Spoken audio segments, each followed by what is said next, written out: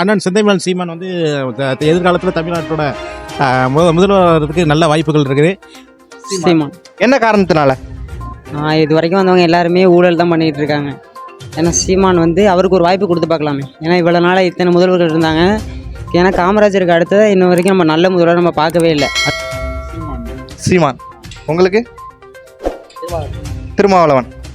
என்ன காரணத்தினால சீமான் பிடிக்குன்னு சொல்றீங்க? அவர் விவசாயத்துக்காண்டி சப்போர்ட் பண்ணுவார். நீங்க என்ன காரணத்தினால நீங்க திருமாவளவன் பிடிக்குன்னு சொல்றீங்க? திருமாவளவன் ரொம்ப பிடிக்கல.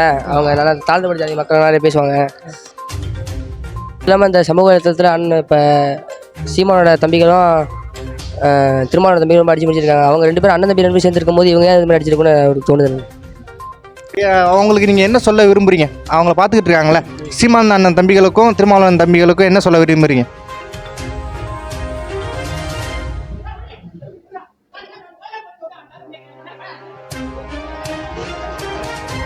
சீமானை பிடிக்குமா? என்ன காரணத்தினால? தமிழ்நாடு மட்டுமல்ல, இந்தியா முழுமைக்கும் நன்மை பயக்கக்கூடிய பாராளுமன்ற உறுப்பினர் மாண்புமிகு எழுச்சி தமிழர் திருமாவளவன் அவர்கள் வந்தால் எனக்கு வந்து அண்ணாமலை சார் தான் பிடிக்கும். அண்ணாமலை. ஆமாம். என்ன காரணத்தினால? அவர் வந்து மக்களுக்காக மட்டும்தான் பேசுகிறாரு, தனக்காக கூட பேச மாட்டுறாரு. அது ஒரு பாயிண்ட் இருக்குது. இப்பொழுது நடக்கிற அரசியல்வாதியில் அரசியல் கொஞ்சம் உள்ளே பூந்து செய்யாமல் இருந்தாலும் வெளியிலே இருந்து செஞ்சாலும் நல்ல பேர் வாங்கிட்டு போனவர் நாங்கள் விஜயகாந்த், புரட்சி தலைவர் விஜயகாந்த் தாங்க. ஆனால் இப்போ தமிழ்நாட்டில் நிறைய கட்சிகள் இருக்குது, தலைவர்கள் இருக்காங்கல்ல, அவங்களோட புகைப்படம்லாம் காட்டுறேன். அதில் வந்து உங்களுக்கு யாரை பிடிச்சிருக்கு? யார் தமிழ்நாட்டுக்கு வந்து முதலமைச்சராக வந்தால் நல்லா இருக்கும்னு நினைக்கிறீங்க? நீங்கள் யாரை விரும்புறீங்கன்னு சொல்லுங்கள். ஐயா வந்து இதில் ரெண்டு பக்கம் பார்க்கும்போது அண்ணன் செந்தமிழன் சீமான் வந்து எதிர்காலத்தில் தமிழ்நாட்டோட முதல்வருக்கு நல்ல வாய்ப்புகள் இருக்குது.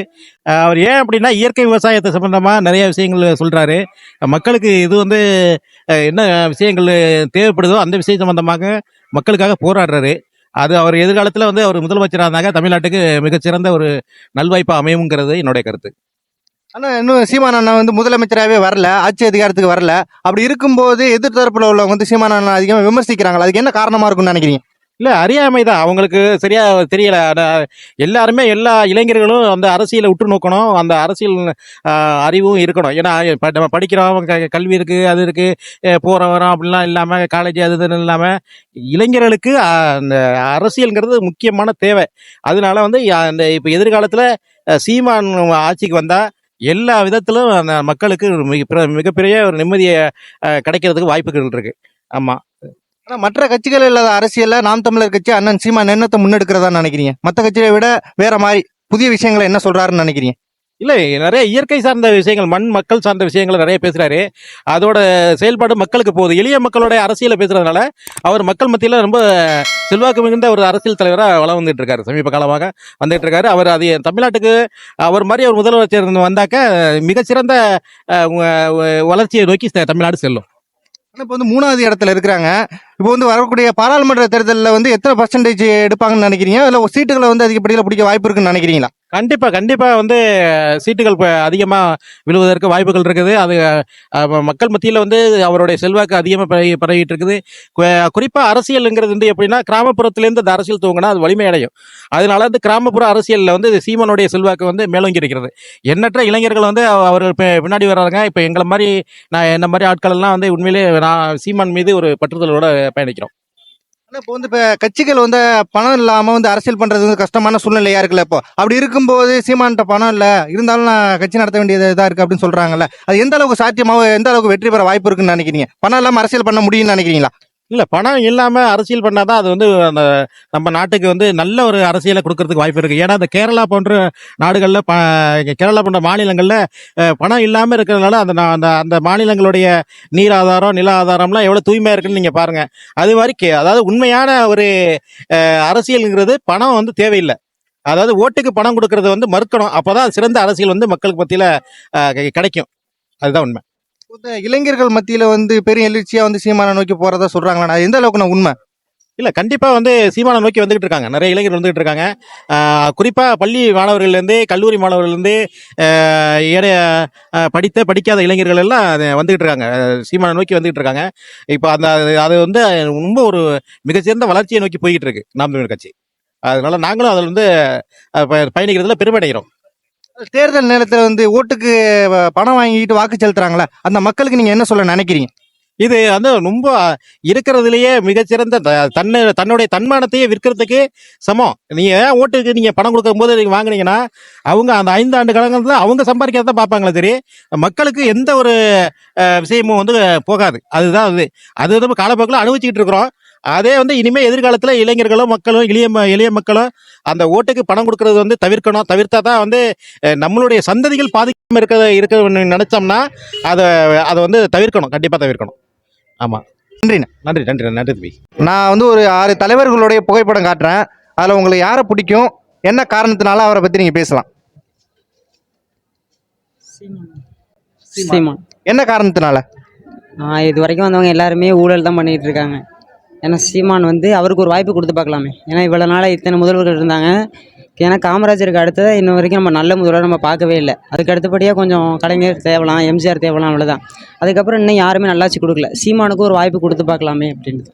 ஏன்னா இப்போ இளைஞர்கள் எல்லார்ட்ட யாரை கேட்டாலுமே எல்லாருமே அந்த சீமானை தான் சொல்கிறாங்க.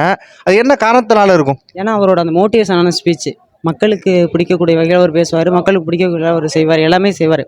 ஏன்னா மற்ற எல்லாருமே இப்போ வரும்போது உங்களுக்கு நான் வந்து இப்போ அப்படி தான் வராங்க, இலவசமாக தானே அப்படி தான் சொல்லி வராங்க.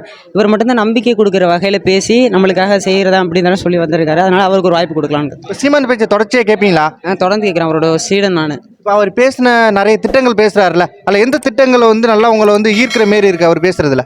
இளைஞர்கள் கையில் தமிழகத்தை கொடுங்கன்னு சொல்லியிருக்காரு அவர். அந்த ஒரு பேசி எனக்கு ரொம்ப பிடிச்சிருக்கு. சாதிக்கு எதிராகலாம் நிறைய பேசுகிறாருல, அது எந்த அளவுக்கு மக்கள்கிட்ட போய் சேருதுன்னு நினைக்கிறீங்க? சேருது, ஃபுல்லாகவே மக்கள் சீமான் பேசுகிறது தான் சேருது. இப்போ வந்து பார்த்தீங்கன்னா திமுக அதிமுக அடுத்தது சீமானோட நாம் தமிழர் கட்சி தான் 3வது இடத்துல இருக்குது தமிழகத்தில். இப்போதைக்கு 3வது இடத்துல இருக்காங்க. இப்போ வரக்கூடிய 2024 பாராளுமன்ற தேர்தலில் முதல் இடத்துக்கு 2வது இடத்துக்கு போகிறதுக்கு வாய்ப்பு இருக்குன்னு நினைக்கிறீங்களா? இருக்குது, கண்டிப்பாக இருக்குது. மக்களோட வந்து புதிய வாக்காளர்கள் நிறைய பேர் வந்திருக்காங்களா, புது ஓட்டர்ஸ் வந்திருக்காங்களா, அவங்கள யாரை ஆதரிப்பாங்கன்னு நினைக்கிறீங்க இந்த தேர்தலில்? ஆனால் பொதுவாக மற்றவங்க எப்படின்னு தெரில, இளைஞர்கள் கண்டிப்பாக சீமானை தான் ஆதரிப்பாங்க. நான் சீமானை தான் ஆதரிப்பேன். இப்போ வந்து பசங்க இப்போ நீங்கள் கல்லூரியில் படிப்பீங்களா, இப்போ உங்களுடைய மனநிலை மட்டும்தான் அப்படி இருக்கா? நீங்கள் உங்களை சுற்றி உள்ள நண்பர்கள் உறவினர்கள் எல்லாருமே வந்து இப்போ சீமானை விரும்ப ஆரம்பிச்சிட்டாங்க, அவருக்கு ஒரு வாய்ப்பு கொடுத்து பார்க்கலான்னு சொல்கிறாங்களா? இல்லை, எல்லாருமே சீமானா தான் நம்பிட்டு இருந்தாங்க. இப்போ இடையில வந்து விஜய் அரசியலுக்கு வராருங்கிற பேச்சு இருக்குது. அதை வச்சு தான் சீமானா அப்படிங்கிற கருத்தே மாறும். ஏன்னா இப்போ விஜய் வந்து திரும்ப அரசியலில் வரதா சொல்லியிருக்காரு. அதனால் வந்து சீமானுக்கு மொத்தமாக இருக்குன்னு நம்ம சொல்லிட முடியாது. ஏன்னா நம்ம மக்களுக்கே வந்து ஒரு மறதி குணம் இருக்குல்ல. இப்போ என்ன தான் இப்போ வெள்ளத்தில் வந்து பாதிக்கப்பட்டாங்க, திருநெல்வேலியில் பாதிக்கப்பட்டாங்க, சென்னையில் பாதிக்கப்பட்டாங்க. இப்போ பாதிக்கப்படும் போது மக்கள் என்ன சொல்கிறாங்கன்னா, புதுசாக வரவங்களுக்கு ஒரு முறை வாய்ப்பு கொடுக்கலாம் அப்படின்னு சொல்கிறாங்கல்ல. ஆனால் தேர்தல் நேரத்தில் வந்து ஓட்டுக்கு காசு கொடுத்துறாங்கன்னா அந்த பணத்தை வாங்கிட்டு மாற்றி ஓட்டு போட்டுறாங்களா, அதை எப்படி பார்க்குறீங்க? அது எப்படின்னு தெரில. ஓட்டுக்கு காசு வாங்கி அது வேணான்னு சொல்லலை, ஆனால் நல்ல ஒரு தலைவனை தெரிஞ்சிச்சு ஓட்டு போடுங்க. ஏன்னா ஓட்டு உரிமைங்கிறது வந்து அது நம்மளுக்கு சுதந்திரமான உரிமை, மனித உரிமைகளை அது ஒரு முக்கியமான உரிமை. அது ஓட்டு நம்மளுக்கான தலைவனை நம்ம தேர்ந்தெடுக்கும் போது நம்ம சரியான தலைவனாக தேர்ந்தெடுக்கணும். இந்த முறை வந்து பெரிய அளவில் மாற்றம் இருக்குன்னு எதிர்பார்க்கலாமா? இருக்கும், கண்டிப்பாக இருக்கும், மாற்றம் இருக்கும், மக்களோட மனநிலையை பொறுத்து. தென் மாவட்டங்கள் அதிகமாக சாதிய கொலைகள்லாம் நடக்குதுல்ல, கொஞ்சம் குறையுதுன்னு நினைக்கிறீங்களா, இல்லை இளைஞர்கள் மனசுலேயும் இருந்தது மனசுலையும் இருக்குன்னு நினைக்கிறீங்களா, இல்லை இளைஞர்கள் வந்து சாதியெல்லாம் வேணாம் தமிழர்களாம் ஒன்றில்லை அப்படின்னு நினைக்கிறாங்களா? இல்லை, போன தலைமுறைகளில் தான் அப்படி இருந்துச்சு, இந்த தலைமுறையில் அப்படி இருக்கிற மாதிரி தெரியல. கண்டிப்பாக இல்லை, இதுக்கப்புறம் அது இருக்கிறதுக்கான வாய்ப்பு இருக்குது, மிகவும் குறைவு தான். ஏன்னா அறியாமைங்கிறதுனால தான் அந்த ஜாதி ரீதியான பிரச்சனைகள் வருது. அந்த அறியாமையை வந்து இப்போ எல்லாருமே படிக்கிறதுனால எல்லாருக்குமே தெரிஞ்சிருக்கு. இப்போ நீங்கள் சீமானை பிடிக்குன்னு சொன்னீங்க. சீமானை வந்து மனிதர்களுக்காக மட்டும் அரசியல் பேசலை, நான் வண்டுகளுக்காக, பூச்சிகளுக்காக, பறவைகளுக்காக, மரங்களுக்காகலாம் அரசியல் பேசுகிறேன்னு சொல்கிறாருல்ல. இதுமாரி வேறு யாரும் பேசுகிறாங்களா, இல்லை இவர் தான் அதிகமாக பேசுகிறாருன்னு நினைக்கிறீங்களா இந்த அரசியலை, இல்லை உயிர்மேனைய அரசியலை? எல்லாருமே பேசுகிறாங்க, ஏதோ அவங்க வெற்றி பெறுங்க தான் பேசுகிறாங்க. இவர் வந்து உண்மையாக மக்களுக்கு செய்யணுங்கிறதுக்காக பேசுகிறார், இதுதான் உண்மை. ஓகே, அவருக்கு உழைப்புக்கு ஏற்ற பலன் வந்து இந்த தேர்தலில் கிடைக்குன்னு நம்புறீங்க? நம்புகிறோம், கண்டிப்பாக நம்புகிறோம். நன்றி நன்றி நன்றி.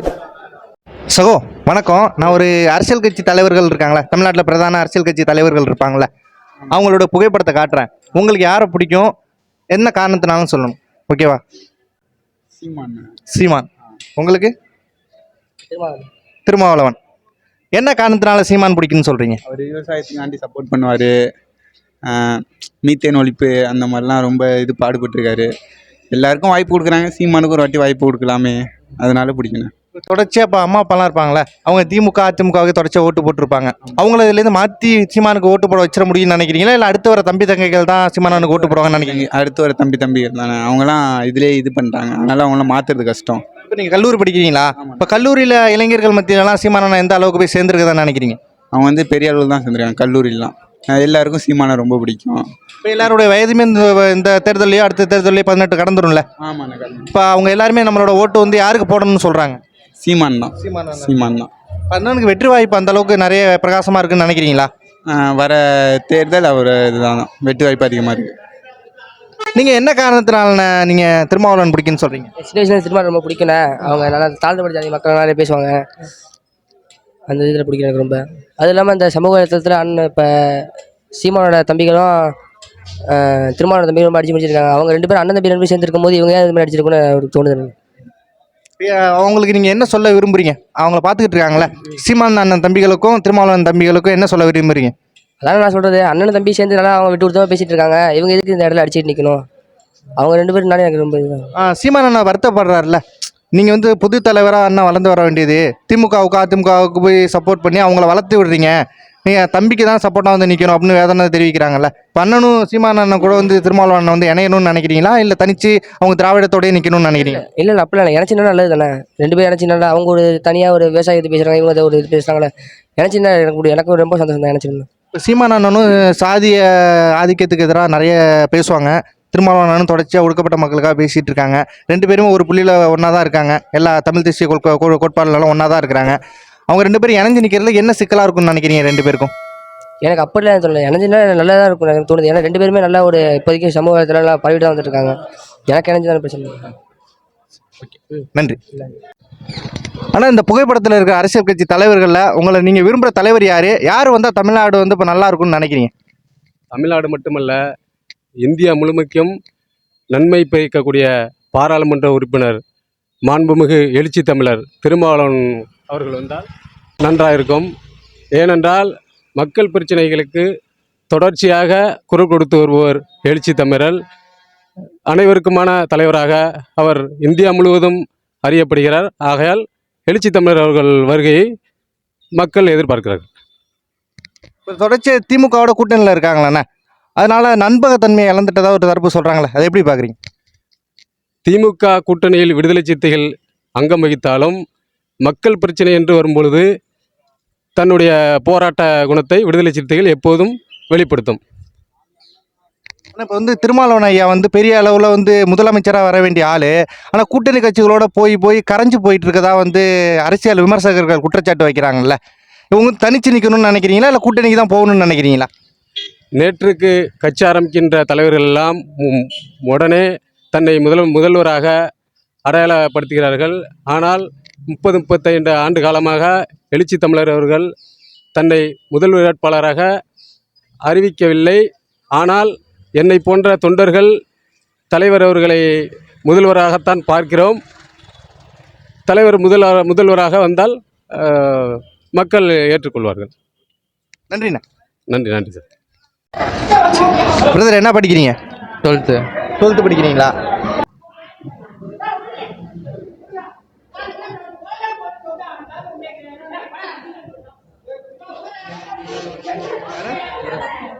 சீமானை பிடிக்குமா? என்ன காரணத்தினால? அவர் வந்தால் ஆட்சிக்கு வந்தால் நல்லா செய்வார் எல்லாருக்கும், அதனால பிடிக்கும். அவர் பேசுகிறதும் பிடிக்கும். அவர் ஆட்சிக்கு வந்தால் நல்லா செய்வார், அதனால் அவர் பேசுகிறது எனக்கு ரொம்ப பிடிக்கும். அவர் நிறைய பேசுகிறாருல மக்களுக்காக, அதில் அக்ரிகல்ச்சர் பேசுகிறாரு, மாணவர்களுக்காக பேசுவார், விவசாயிகள்லாம் பேசுகிறாருல, அதில் உங்களை அவர் எந்த பேச்சு வந்து உங்களை ரொம்ப அவளை லைக் பண்ண வச்சுச்சு? விவசாயத்துக்கு பேசுவார். விவசாயத்தை பற்றி பேசுவார். இப்போ வரக்கூடிய தேர்தலில் வந்து சீமானண்ணை வந்து வெற்றி பெற வாய்ப்பு இருக்கா?